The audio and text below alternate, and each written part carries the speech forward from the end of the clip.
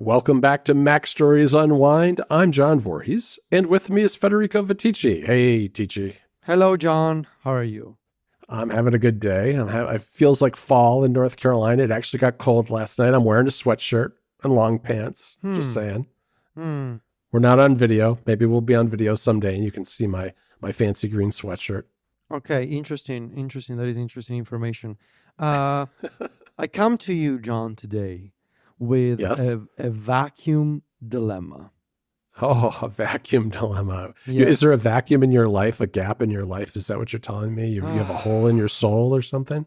I have all kinds of holes in my soul, just broadly speaking.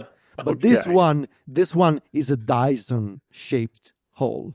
Okay, let me see if I can fill it for you. Okay, so I've been going down this rabbit hole with Sylvia for the past 2 days, and I honestly don't know what to think. I guess I'm talking about this on Unwind because I'm hoping there's a very remote chance that someone from Dyson listens to Mac Stories Unwind and can maybe... That seems remote. Well, you never know. You never know on the internet, John. True, that's true. And if you are, please get in touch with me privately, obviously. Here's my dilemma. So, we purchased and we absolutely love the latest Dyson wireless cord-free vacuum cleaner. The Dyson Gen 5 Detect. That's the name.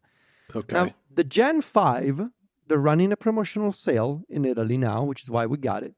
It's the high-end, latest gen, came out last year, most powerful Dyson vacuum cleaner you can purchase today. That is battery powered, right? You're not plugging this thing into a wall socket. It's battery powered. And it's more powerful than the previous line from Dyson.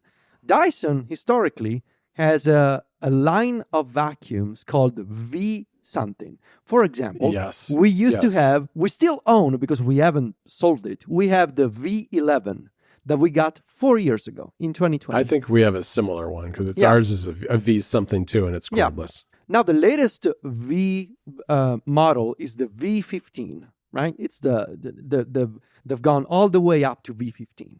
But the Gen 5 has a more powerful, what do they call it? Cyclone engine. That's what they call it. I think so. It's more powerful than the V15. It's light. The battery lasts longer, and it can also catch like really small particles, or so they say. Anyway, we really like it.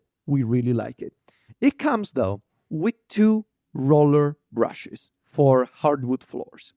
One for just the floor, and one for your carpets. Because it's like a separate brush that is specifically designed for carpets. Okay. So separate attachment, right? Separate attachment. Separate roller brush attachment. Now, we need 3 brushes because we want to use one for inside, one for the carpets, and one for outside, for the balcony. I don't want to be using the same attachment that I use outside to clean inside. I want to be separate. So I thought, well, okay, I'm just going to buy one. I'm just going to buy a separate one. And I went to the Dyson website, and all of them were sold out of stock. And I thought, interesting. That's odd. So I went to Amazon, and I thought, well, if history is of any indication, there's going to be plenty of third-party compatible knockoffs, right? That instead of spending 150 euros, I can get it for like 30 or 40. I know this because for the previous V11 vacuum that we had, we purchased plenty of third-party aftermarket accessories from Amazon. So I went to Amazon Italy and I searched for Gen 5 accessories and nothing came up. And I thought, that's really strange. But plenty of V11, V13, V14, V15. You may be wondering, Tici, why you're skipping the V12? I'll get to it. Plenty of those accessories came up. So I went to Amazon US and I thought, oh, maybe it's a relatively recent vacuum cleaner. Maybe it's like maybe they haven't reached the Italian market yet. So I went to Amazon US and nothing came up for the Gen 5. And so that got me really suspicious at that point. And so I turned once again to my friend Reddit. I started checking Reddit threads. Here's what I learned. Vacuuming Reddit's got to be quite a place. It's a whole scene, all right? So I did my research. Here's the thing. The Gen 5, because it's more powerful than the V15, some accessories are motorized, meaning they need electricity. If you look at a Dyson vacuum, there's the tube attachment, and that's gonna work fine for suction-only accessories, like a small brush that doesn't have any moving parts. But the bigger brushes, the bigger attachments, some of them have lights, for example. Some of them have a brush inside that rotates. Well, how does it rotate? It needs power. And if you look at the attachment, there's two pins. They look like two very small pins. Those conduct electricity from the main engine, from the battery, down to the accessory at the very end. Those attachments for the Gen 5 were redesigned, and they are not backwards compatible with the V15 or the V14 and or the V11. So the Gen 5 is using a new attachment for the motorized accessories. Now, apparently, the last time Dyson did this, when they changed the attachment system for the motorized accessories, was for the V12. Now, the V12, if you look on Dyson's website, it's no longer available in any shape or form, at least in Italy. So I'm bringing this to the show because I really want to know if there's anybody from Dyson, please feel free to confirm this privately. Or if anybody has done more research than me on this, please let me know. I kind of get the feeling that I'm going to purchase this vacuum cleaner that I love now, and I'm going to be stuck with it without the option to buy additional accessories, because I get the feeling that maybe this product was not that successful for Dyson, and they're going to discontinue it soon, and they're going to go back to the V15 and maybe eventually a V16 model, and the Gen 5 is going to be a one-off, kind of similar to the V12 of a few years ago, and I'm going to be stuck with this thing without the option to buy accessories. It's very strange that after a year, no other companies have made compatible accessories. I checked various threads on Reddit. Apparently, on various international Dyson websites, accessories for the Gen 5 have been sold out for the past year, and they never made them available for sale again. I kind of get the sense that this is going to be the type of product that they released and it wasn't that successful, and they're going to pull the plug on it soon. And so they do list the parts, though, on the website. And they are out of stock. Yeah. Very suspicious. Very suspicious. I have no way to confirm this. It's just my personal theory. But this is going to be a big purchase for us, right? It's expensive, It's expensive. And I want this thing to last me at the very least 5 years, right? Sure. I mean, in theory, like a big appliance like this should last me 7 to 10 years. Right. At the very least 5, you know? But if after a year, I cannot go on any website, whether it's the official one or an aftermarket option on Amazon, and I cannot find any accessories, that's concerning. Yeah, it's not a good sign. I mean, and you and I have shopped for enough electronics and things over the years. Exactly why I wanted to bring this to the show. We have a sixth sense for this, and I would have the same. I would have the same feeling about this that you have, which is, yes, usually when new things come out like that, there'll be accessories listed, and sometimes they're out of stock because they just, they got the main thing out the door and they haven't started making the accessories yet, and they're waiting to see what the demand is to figure out how many of those to create. And then you're right, sometimes it takes them longer to get to Amazon because that's like a secondary market. And then sometimes they trickle out to other countries at different paces and things like that. But a year in, you would think that this would be, and Dyson's got a big presence in Europe. You would think that they would have their parts available in Europe, and you would think that it would be on Amazon US too at this point, I would think. So I would be a little concerned and suspicious about this too. Yeah. I do have a suggestion for you, which is probably not one that you want to hear, but I would say for outside, get yourself a cheaper vacuum that you can just use outside, because it's outside. It's always going to be a little dirty just because it's outside. Yeah. All you really want to do is get up the big stuff, essentially, and you can get a smaller cordless or corded vacuum that you can use just outside and then tuck it in a closet or something somewhere if you have the space. Yeah, That's kind of what we do. We have an older, I think it's like you have to plug it in. It's a Dirt Devil, which is, those are usually cordless, but this one's corded, and it's a little bit like a Dyson in that it is got a long stick on it and everything, but it's pretty small, and we just plug it in outside and vacuum out there every now and then. All right, I'll think about it. But yeah, if anybody knows or anybody has my same suspicion, let me know. Because yeah. All right. Well, I had a little something to share with you too, Federico. Yeah, I saw this in the notes. This is interesting.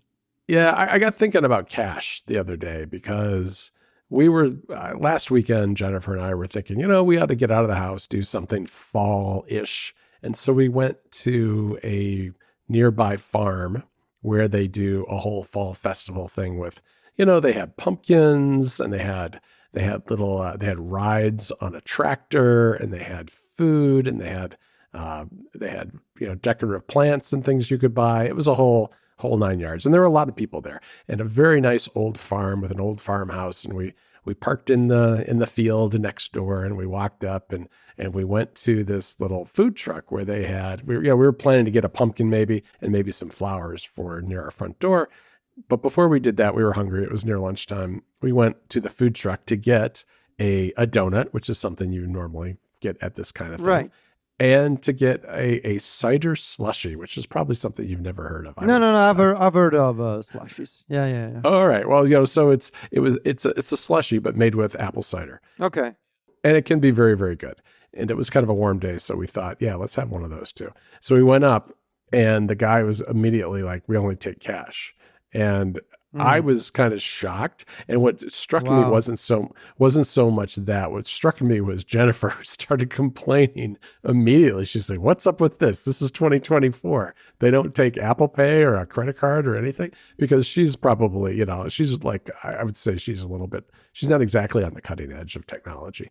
And even she was like, why did they only take cash? Because neither one of us had a little bit of cash on us. And I don't think I have really used cash since COVID. I don't think it's been since like 2020 that have had zero cash on me. And it's not been a problem. I mean, even when we go to our like little local farmers market, when I go on Saturday, all of the farms that are there, all the farmers have the little, square readers and things like that are using the cell signal so that I can buy my vegetables just with my iPhone. I mean, I've forgotten to take my wallet with me when I go down to the farmer's market a lot of the time, but I've got my phone so I can always pay for everything. So I don't know. And it got me thinking, at this stage, this place was really limiting their sales, I think, because a lot of people are probably like me. And I also wondered about you and your use of cash, because I know that there are corners of Italy and certain things that you do that I think you probably still use cash more than I have. I come with such a different perspective here. It's really kind of incredible, the difference. Okay. So, man, I could go on for hours about this. This is probably going to be the episode of Unwind today. Okay. So we are, culturally speaking and politically speaking, I don't want to get political. I'm just going to describe things as they are in a very different place. In Italy, cash never really went away.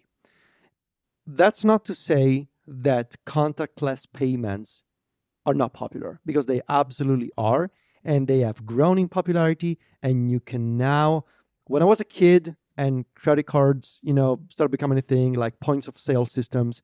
When I was younger, you couldn't go to a coffee shop and buy and pay for an espresso with your card, with either a debit card or a credit card. They would just look at you very badly. Mm-hmm. Now that has changed. So even for small purchases, you can, most of the time, use a debit card or your phone. Just use usually a contactless payment system. However, cash is fundamentally and culturally rooted in our tradition. And there are both cultural and political reasons for this. the political reason is that governments, before the current one, tried to limit the usage of cash. Because cash is often used to pay for services. I'm going to try my best to describe what it looks like here.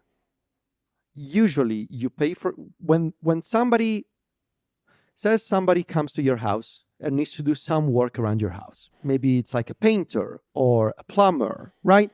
Some service person comes to your house and they tell you, well, this job is going to be $120 if you want an invoice, or it's going to be $90 if you just pay cash. Yeah, that happens here too. In Italian, usually the expression that we use to describe that would be to pay in the black. That's how. I don't know why. I honestly don't know why.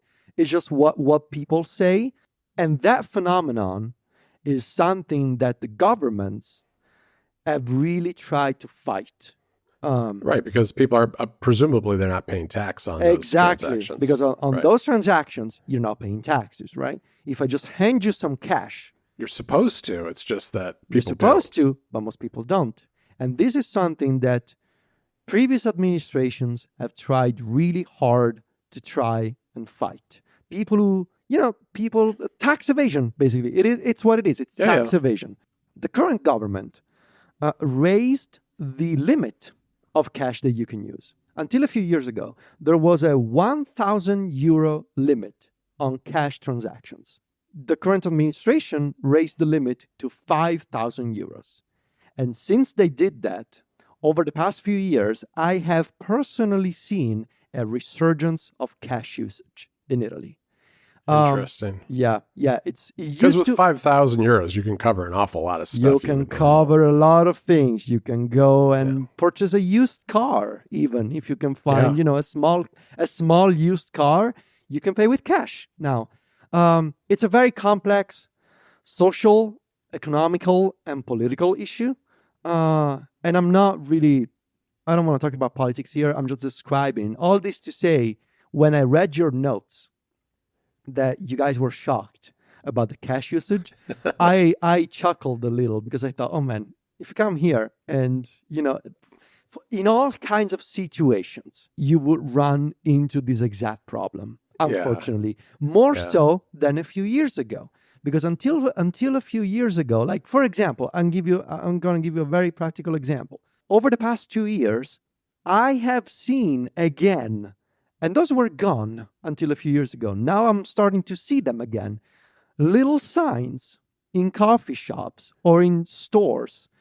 Little signs, usually handwritten signs that say, we only accept cash. That's a thing again. And that was not for a while. And now it's sort of making a comeback. That was a thing here more so a while back, maybe 5 years or more. You would see that. The thing that you see now is signs, handwritten signs that say, no, we don't take Apple Pay, because so many people want to use Apple Pay that they get frustrated. Because now, people will walk around with nothing but their phones. And I get caught with that all the time, where I put my phone on the charger, which means I have to take the Apple Wallet off. I leave the Apple Wallet sitting on my desk or bedside table or something. And then I walk out of the house with nothing but my phone. But then at least, for the most part, I can still buy stuff. I know it stresses Jennifer out to no end that when I walk out without my wallet. But yeah, I can still do that. It's interesting to me too. A couple of things are interesting to me. One is Europe has always been far ahead of the United States in terms of contactless payments. For a long time, the U.S. was way behind in that. And that has really changed, especially since the pandemic, I think. But, credit cards have always been a big thing here, more so than I think in Europe to begin with. But now we're kind of in this interesting situation where maybe contactless is still very popular in Italy and other places, but you're returning to a cash system because people are able to use it to work around taxes. It's kind of fascinating. I wonder if from an Italian perspective, and maybe this is treading into territory we shouldn't, but is there a concern from a government standpoint with organized crime and cash? Yeah, for sure. Yeah. Okay. Yeah, there is that concern, right? And which is why this decision to raise the cash limit has been very controversial, because like some people have seen it as the government sort of winking, and I don't want to get into conspiracy territory, but like the government sort of saying, just trying to look the other way, I guess is what I'm trying to say, but it is what it is. It's unfortunate. I personally despise cash usage, and but I constantly run into this problem, including last week. Yeah, it's a thing here, and I thought cash was gone until a few years ago. Now it's sort of coming back. And for example, Sylvia's sister, she lives in Spain. Whenever she comes visit, she always gets so annoyed by the by the resurgence of cash usage in Italy compared to Spain, for example. So yeah. Oh, that's interesting. No, it used to be that there would be like minimum transaction amounts that you could use for credit cards, because businesses don't like credit cards because we know we have to deal with this all the time. There's a transaction fee, which is cutting into your profits, and but the convenience is such that it really has taken hold in the U.S. and cash has kind of gone away. And even when the cash was bigger, I don't know. I don't think the avoidance of tax was necessarily the driver of using cash as much as maybe it sounds like it might be in Italy today. But I did have the thought when we couldn't buy ourselves, a snack and a flower and some flowers for our house at this farm, that this thing was a giant cash machine, and they weren't probably paying much tax on it, was my immediate assumption, but who knows? Yeah. So there you go, vacuums and cash. That's vacuums and cash. That's an episode right there, Federico. Boy, all right. Well, you can find the two of us over at macstories.net. We will be back next week with another episode, and we'll have some picks. I have not watched as much TV or listened to as much music in the last week, so it's good that we had some other topics today. Federico and I are both on Mastodon. Go to Viticci.macstories.net and johnvorhees.macstories.net to follow us there. And we are on Threads and Instagram. Federico is at Viticci. That's VITICCI. And I'm at John Voorhees. JOHNVOORHWS. Talk to you next week, Federico. Ciao, John.